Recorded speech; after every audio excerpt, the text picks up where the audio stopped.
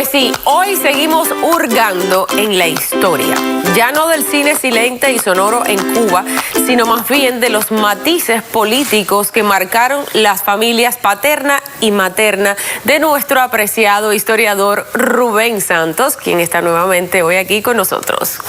¿Cómo está, amigo? ¿Cómo está, Yossi? Muy buenas tardes. Venimos con más datos históricos interesantes y reveladores hoy.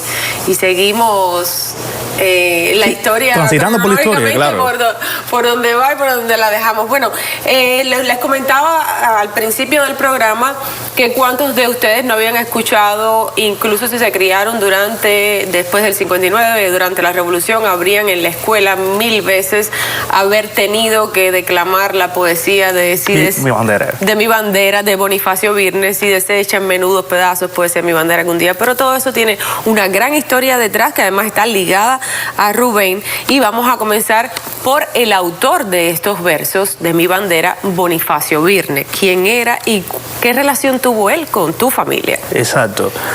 Mira, Bonifacio es un poeta llamado a los modernistas a finales de 1800. Modernistas y también independentistas. Esta foto es ya maduro ya. Bonifacio prácticamente era de los poetas como Martí, de los poetas patriotas, dedicados a su obra, exacto, a la libertad de su Cuba, de la independencia de Cuba, de exacto. España. Y eran unos cuantos, eran bastantes que ya por los años las personas han dejado de mentar sus nombres, inclusive muchos de ellos fusilados, poetas cubanos fusilados. Las personas cuando me preguntan sobre mi parentesco con el poeta Bonifacio Birnes, las personas piensan que es por el apellido Birnes, el apellido francés. O sea, mi liga con Bonifacio es por la parte materna de Bonifacio, por la madre de Bonifacio. O sea, yo vengo del apellido Puñales, se llamaba Bonifacio Birnes Puñales. Y yo vengo del linaje de los Puñales. Mi tatarabuela Regla Puñales, mi bisabuelo Víctor Manuel Puñales, mi abuela Elisa Puñales, mi madre Iris Puñales, y ahí se perdió el apellido. Ya llego yo, que soy Rubén Santos, ahí ya el apellido ya se acaba. Ajá. Pero es por la línea materna de Bonifacio. Entonces, ¿qué pasa? Bonifacio es de estos cantores que se enfrenta a unos cambios, a los típicos cambios de la juventud cubana literaria. O sea, se enfrenta de una manera tremenda, colabora para el periódico Patria, prácticamente es bien visible toda su visión en contra de la colonia española. Y al igual que Martí también sufrió el exilio. Claro, fue exiliado. Él no pudo, Bonifacio no pudo sumarse a la guerra del 95, pero no pudo sumarse por la vigilancia que tenía encima. O sea, todo se le complicó en ese momento.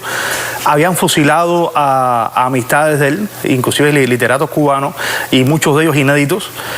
Y es que tiene que exiliarse en Caguas y Tampa, sobre todo en Tampa. En Tampa, donde hace una estadía muy larga y forma parte de todos los grupos cubanos exiliados. Y coincidió también con José Martí en esa época, sí, claro, preparando la lucha para regresar. Claro. Inclusive ocupó cargos en lo que es la literatura exiliada cubana. O sea, un poco una historia muy parecida a la que vivimos muchos exiliados hoy en día.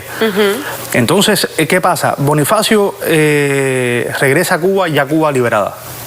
Como regresaron muchos, no solamente cubanos exiliados, sino cubanos que estaban presos fuera de Cuba.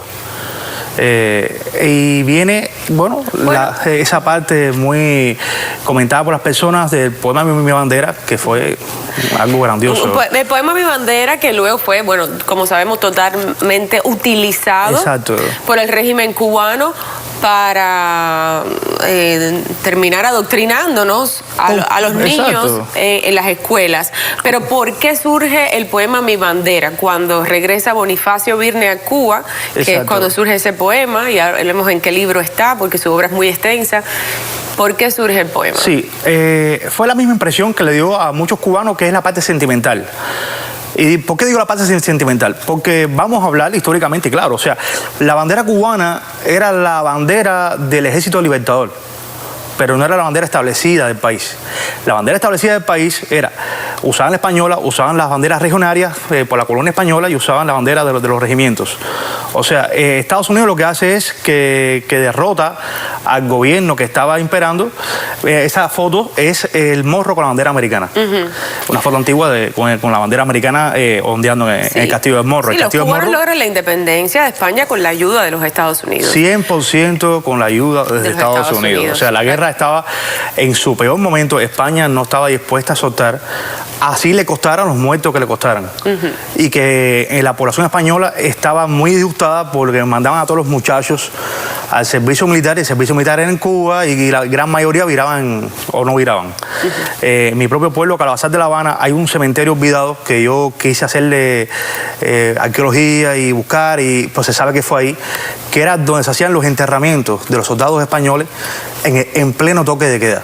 Daban el toque de queda, nadie se podía asomar a las ventanas en el toque de queda, y ahí pasaban las carretas llenas de soldados españoles muertos, muchachitos jóvenes, y hacían enterramientos de fosas comunes. Ese era el premio que le daban a los pobres muchachos que mandaban para Cuba a luchar. Entonces, Calabazar de La Habana. En Calabazar de La Habana. Ese cementerio está olvidado ahí, pero yo sé dónde está ubicado. Ok, entonces regresemos al momento en que Bonifacio regresa del exilio, llega a La Habana y se encuentra con esta fotografía que vimos aquí de la bandera americana en el Morro, en el Castillo del Morro. Él lo inspira el sentimiento, por supuesto. Él conoce la lucha de los cubanos, conoce todo lo que se ha sufrido. Él forma parte de eso. Ahora, el gobierno de los Estados Unidos hizo un gobierno provisional para llevar la democracia a Cuba, y después a los años se retira. O sea, que es la parte que nunca se toca, ¿no? Que intervención, no. Llevaron una forma de organizar un país que estaba devastado completamente por la guerra, y un país donde se le había dado té incendiaria a todos los cañaverales, y muchas cosas que no puedo meterme porque me extiendo demasiado. Y el país estaba devastado. Entonces, inclusive los americanos llegan y se encuentran los campos de concentraciones. Y ellos son los que hacen los hospitales para salvar a los que quedaban vivos. Los campos de... Mira, aquí tenemos fotos una reales, fotografía. Sí. No sé si esta está ligada a tu familia. No, hablemos de los campos de concentraciones que hubo en Cuba, que serían como los primeros campos de concentraciones en el mundo, antes de los campos de concentraciones durante el Holocausto. Estas fotos que yo mandé de estos niños ya son los niños rescatados por los americanos. Estos son ya los niños ya que le ponen una ropita, lo están desparasitando, dándole comida, pero son niños rescatados de la cosa horrible esa que hizo Valeriano Weyler. Ok, háblame un poquito de eso. Valeriano Weyler, que este es un militar español que lo mandan a buscar de España para que ponga control allí, porque los mambises están avanzando mucho en esta guerra contra los españoles, y el hombre era un sanguinario que hace unos campos de concentración. ¿Por qué? ¿Para qué? Un gobernador inepto, que venía cuestionando los pasos anteriores que había dado las gobernaciones anteriores en Cuba. Entonces, sí, porque siempre se decía, no, que Cuba, que es privilegiada, verdad que había avanzado en muchas cosas, pero no, es privilegiada porque es provincia de España. No es provincia de España cuando tiene un capitán general. Entonces estamos hablando de una dominación militar. Y en el caso Valeriano viene a darle fin a esto, a las guerras, a las sublevaciones, pero de una manera cruel. Porque vamos a hablar claro, este hombre reconcentró a todos los campos, quizás para ahogar las sublevaciones mambisas, pero ahí murieron miles de niños, mujeres, campesinos. Claro, era para que no ayudaran a los mambises en su lucha, y empiezan a acabar con todos los campesinos y sus hijos. Y algo que no se comenta allá, un plan de limpiar de la raza cubana al país. Porque lo dijeron ellos mismos y lo escribieron ellos mismos. Hay que purificar el país. Y que era purificar el país, vamos a irle arriba a los criollos y a exterminarlos. O sea, una cosa bastante loca. Y Bonifacio Birnes se enfrenta a Valeriano Weyler. Como todos los intelectuales cubanos de la época, escribieron caricaturistas, hicieron caricaturas, los intelectuales escribieron. Bonifacio hace esto, como muchos intelectuales, y a muchos les cuesta no solo el presidio, sino el fusilamiento.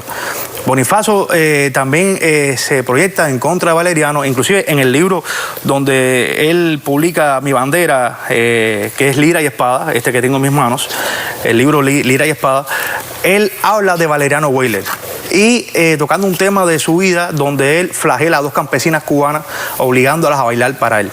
O sea, un hombre sanguinario, no solamente por el tema que nos toca, no solamente por el tema de los cubanos, sino que en la misma España, cuando él regresa, hubieron cosas que pasaron en los disturbios de la España decadente, que iba decayendo después de las guerras. y le dan la encomienda a él de suprimir, o sea, ir arriba a unas manifestaciones y lugares que estaban en sublevación y en protestas, y este hombre los reprime con sangre. Okay. O sea, y esto sucede en la misma España, en su propio país. O sea, estamos hablando de una persona sanguinaria, una persona sin escrúpulos. Bonifacio, por supuesto, se proyecta contra él y estas cosas libro, Lira y Espada, para que, si ustedes por aquí, mis televidentes, son lectores, les gusta leer, yo siempre les traigo por aquí muchas recomendaciones, pero se queja mi querido historiador de que se han dejado de leer a estos autores de esta época, muchas veces por la propia historia tergiversada, porque se han olvidado. Y Lira y Espada es un gran libro de versos de Bonifacio Birne, donde está el famoso poema A mi bandera, que escribió cuando regresa del exilio y ve en el Castillo del Morro la bandera americana únicamente allí. Este libro fue como el tercero, y se hace ya estando los americanos en Cuba. Okay. O sea, sale, la poesía como sonó mucho, sale en el periódico de Matanza, el lugar donde era oriundo Bonifacio. Y sale en el periódico de Matanzas y luego al momento sale editado Lira y Espada. Era su tercer libro. Anteriormente en la República tenía 2. Bien, vámonos a una pausa, porque cuando regresemos, ¿cómo se hace famoso ya después del 59 este poema de Bonifacio Birne? ¿Cómo llegamos a conocerlo todos los cubanos? En un discurso de Camilo Cienfuegos. Ahí comienza todo. La utilización de estos versos, de este poema de Bonifacio, en favor de la revolución cubana, del régimen cubano. ¿Cómo sucede esto? ¿Quién era Camilo Cienfuegos? Que tú conociste también, era... mi familia, exacto. Tu familia. ¿Y qué pasa? ¿Qué pasó después? Cuando regresemos vamos a adentrarnos en esta parte de la historia. ¿Ustedes conocían la obra de Bonifacio Birne, su famoso poema? Háblenme de lo que saben de esto, de su propia experiencia con Mi Bandera, o si saben más de la obra de Bonifacio Birne, me gustaría saber la opinión de ustedes. 305-396-1454. ¿Cómo entra Camilo Cienfuegos en esta historia? ¿Cómo entra y cómo sale? Cuando regresemos vamos a estar conversando de ello. 305-396-1454, llámenos. Pero, y si eso llegara a pasar, sería una realidad los versos de Bonifacio Birne. Si deshecha en menudos pedazos se llega a ver mi bandera algún día, nuestros muertos alzando los brazos la sabrán defender todavía.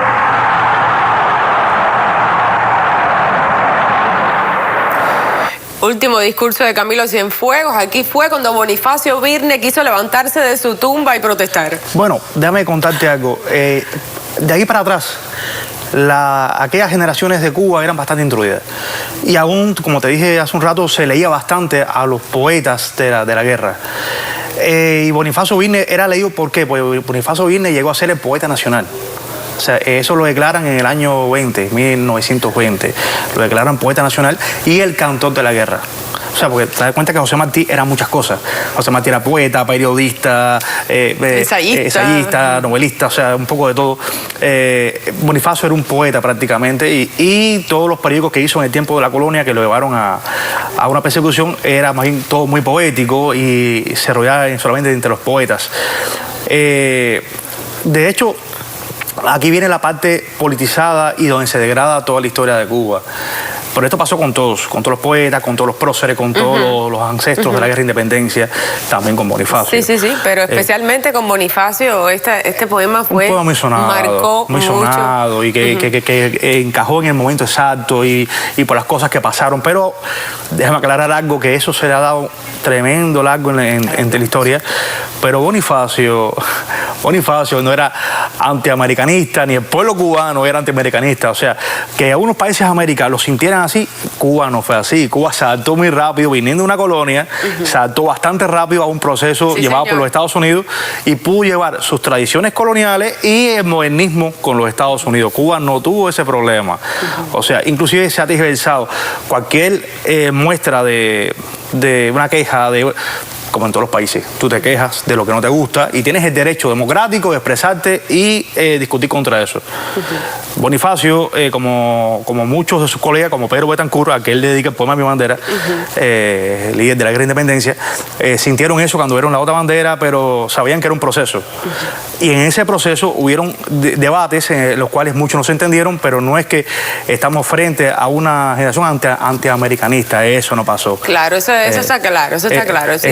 Se utilizó a Bonifacio, como se utilizó a José Martí, como tú decías, se utilizaron a otros poetas y se convirtieron en héroes, Se dicen muchas cosas a José Martí, adaptando las palabras, pero hay muchas cosas que no están diciendo. Claro. Y escritas. ¿Qué es lo que yo te digo? Estos poetas se hubieran levantado de su tumba al escuchar en un discurso de este tipo los versos suyos utilizados en ese sentido, ¿no? Y esta fue la primera vez que se utilizó Mi Bandera y lo hizo Camilo Cienfuegos en este discurso que fue su último discurso. Después de esto, Camilo desapareció en el mar. No, en el mar. Bueno, Camilo Cienfuegos, sí, déjame empezar por la parte de la niñez y la juventud de Camilo. Te digo porque era vecino de mis abuelos paternos, de los que hemos hablado aquí, de la orquesta y el cine. Él era visitador de esa casa desde niño. Sí. Desde niño, o sea, se le quería mucho, porque era muy jovial, muy chévere, caía muy bien en todo el vecindario. O sea, él tenía eso. Cosa que no tenía su hermano Manny. Su hermano Manny caía mal. Pero Camilo era muy chévere, al punto que a veces la gente se perdía los estribos de un Camilo porque se ponía a chivarte. Pero muy chévere. Que de los cuales tengo mucha anécdota de él. ¿Qué pasa? Camilo sí, como todo muchacho que medio romántico y que también que quería instruirse, le gustaba leer. Y sí leía a Bonifacio Birne. Es la parte donde no 100% Camilo, ni yo diría que no, que en todo el aspecto no es quien manipula las palabras. O sea, porque Camilo sí leía a Bonifacio y sí le gustaba la lectura de la poética de Bonifacio Birne, como le gustaban muchos poetas de su momento. Pero sí lo manipula, porque en ese discurso él toma esos versos para otro objetivo. El primero que lo manipuló fue Camilo. Pero ahí es donde pasa algo que yo hablaba muchas veces con el mismo Uber Matos, un amigo ya fallecido, el comandante Uber Matos, que siempre tuve buen aprecio. El comandante Uber Matos, que bueno, recordemos aquí, que luchó junto a Fidel por una causa en la que creyó y luego fue de los primeros que denunció que esa revolución iba directamente hacia el comunismo y le costó años de cárcel, 20 años de cárcel. Uber Matos, que fue tu amigo, tú lo conociste en vida, también era amigo de Camilo. Sí, claro. ¿Qué decía él sobre el proceso que vivía Camilo en ese momento al lado de Fidel y de su desaparición en el mar, supuestamente? Exacto. Déjenme decirte algo. Bueno, Uber nunca lo asoció con el mar, pero bueno. Sí, por eso. En el caso del tema de la amistad de ellos y qué papel hubiera jugado Camilo ya se está dando cuenta de todo el proceso por Mar Cameno, de todo esto que era una mentira, de lo que estaba haciendo este hombre. Uber veía a Camilo como que fue un poco ingenuo, inclusive Uber mismo le dijo, bueno, Camilo, nos vemos en el paredón porque tú me arrestas, pero a lo que viene es esto. Y Camilo todo esto lo hizo con mucha vergüenza, con mucha pena, porque tenían amistad. En el caso de Uber Matos, en el aspecto en que hablábamos cuando vivía, él lo miraba como un poco ingenuo. Yo, personalmente, yo diría que fue demasiado ingenuo al punto de que se metió en la cabeza del león. ¿Tú crees? Sí, porque él quería como mejorar las cosas desde adentro. O él sabía que no era desde adentro, había que salirse de eso, alzarse o irse. O sea, en el caso de Camilo, él aún pensaba hacer esos cambios desde adentro y que Fidel tenía que escucharlo. Pero Fidel, un hombre que a cada rato lo mandaba a caer y a cada rato le decía una mala palabra. Imagínate tú, eso es demasiado ingenuo. ¿Y este discurso, este último discurso, por qué fue? ¿Con motivo de qué fue? Fue en base a todas las cosas que estaban ocurriendo. Ahí, cuando tú miras el discurso completamente, te das cuenta que estaba bastante todavía ingenuo con todo lo que ocurría. Porque él quería, como mencionar, el mal camino que llevaba la Revolución Cubana, pero tirándole a todo lo que pudiera desviarse. Lo mismo a Castro, que no lo menciona, y a otras personas que lo están señalando que tampoco las menciona. O sea, él no va directo al grano.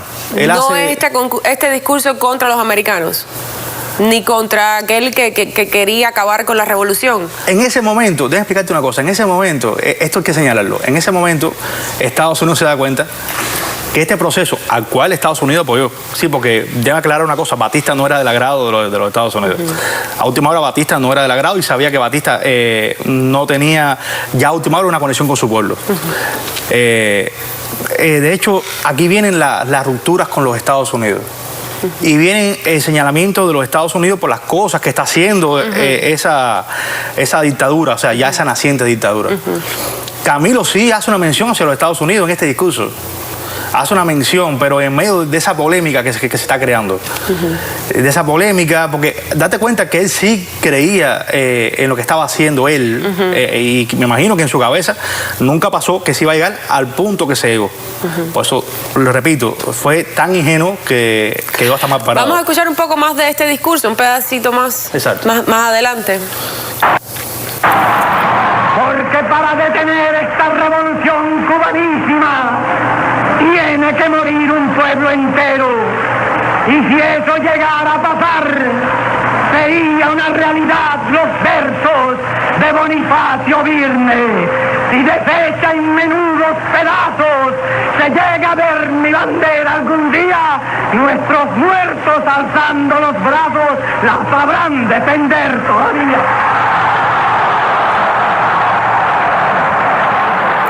Y así como el régimen cubano utilizó a poetas para adoctrinar luego con sus versos a favor de la revolución, utilizó luego a personajes como Camilo.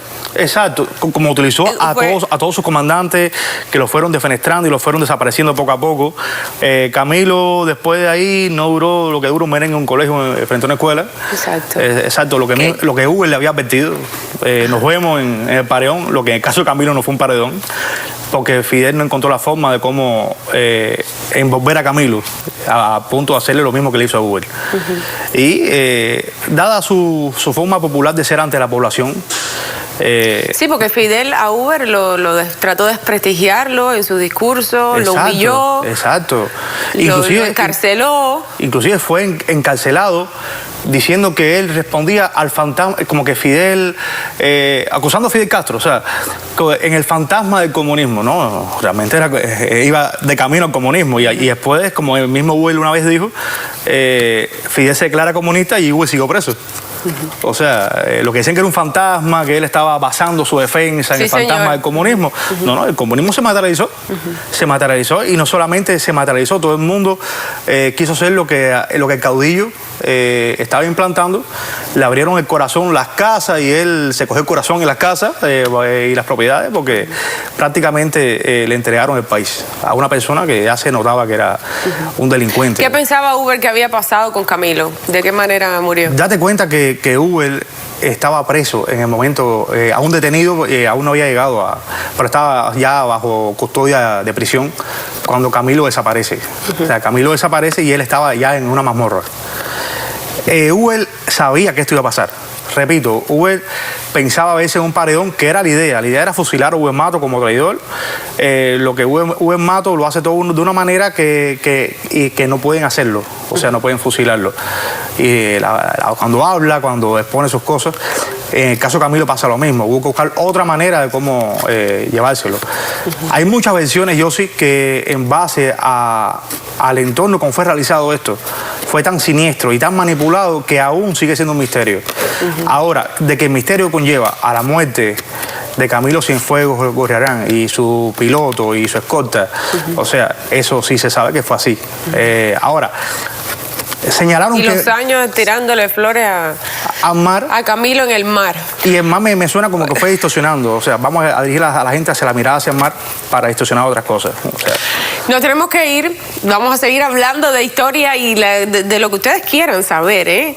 Nosotros estamos tratando de darle una cronología desde la Guerra de Independencia y ligándolo con el cine silente de Cuba, porque tiene mucho que ver con Rubén y con su familia, pero pues, estamos abiertos, ¿verdad?, a otros temas, ¿no?, de historia, datos históricos que ustedes quieran saber, porque aquí tenemos un gran investigador que dedica su vida casi por completo a investigar y además a la causa. Esta parte tuya no la hemos hablado.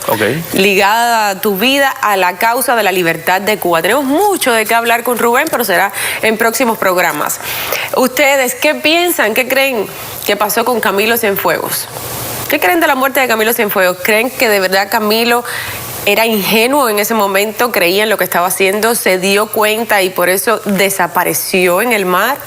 ¿Ustedes qué piensan de esto? 305-396-1454. Llámenme, déjenme sus mensajes para Rubén, como siempre lo hacen. Tienen muchos mensajes, muchos. No tengo tiempo de ponerlos aquí todos, pero muchos mensajes para ti compartiendo, opiniones sobre estos temas que hablamos. 305-396-1454. Regreso enseguida. Tengo sorpresa, tengo rifa, resultados de la rifa de Mi Abuela Cocina, aquí en Mi Hora Favorita, cuando regresemos con Ricky Becerra. Ya vuelvo.